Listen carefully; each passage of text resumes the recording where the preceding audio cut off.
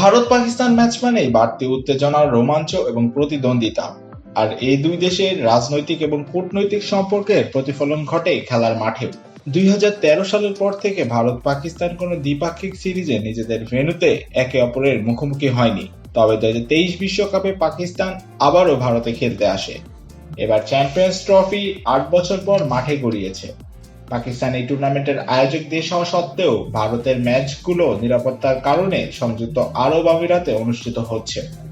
চলতি আসরে বেশ কয়েকদিন ধরে বিতর্কের কেন্দ্রবিন্দু হয়ে উঠেছিল ভারতের জার্সিতে পাকিস্তানের নাম এবং ভারতের পতাকা পাকিস্তানের উড়ানোর বিষয়টি। কোটি মানুষের আস্থার ভালোবাসায় 11 বারের মতো দেশের 1 নম্বর রেফ্রিজারেটর ব্র্যান্ড ওয়ালটন। সবকিছু ছাপিয়ে এবার সবার নজর পাকিস্তান ভারতের ম্যাচে।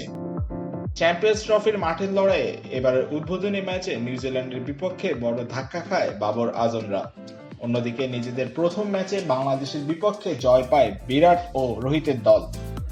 গ্রুপ এ এর পয়েন্ট টেবিলে পাকিস্তান তলানিতে আর ভারত রয়েছে দ্বিতীয় স্থানে।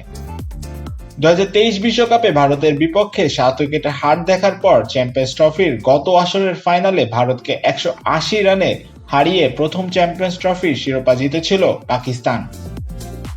সেবার ম্যাচ সেরা ফখর জামান খেলেছিলেন 114 রানের এক অনবদ্য ইনিংস। তবে এবার ভারতের বিপক্ষে ফখর জামানকে পাচ্ছে না পাকিস্তান।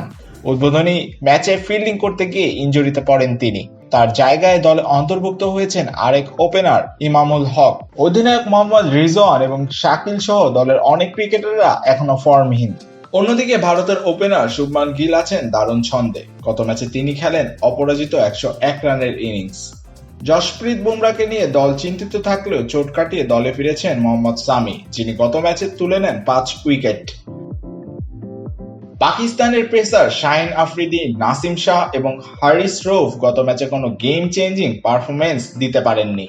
তবে পাকিস্তানের সাবেক ক্রিকেটাররা আশাবাদী, ভারত এবং বাংলাদেশকে হারিয়ে সেমিফাইনালে উঠবে পাকিস্তান।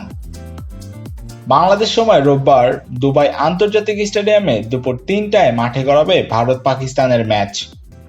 এম মাহিউজ্জামান, মানবজমিন।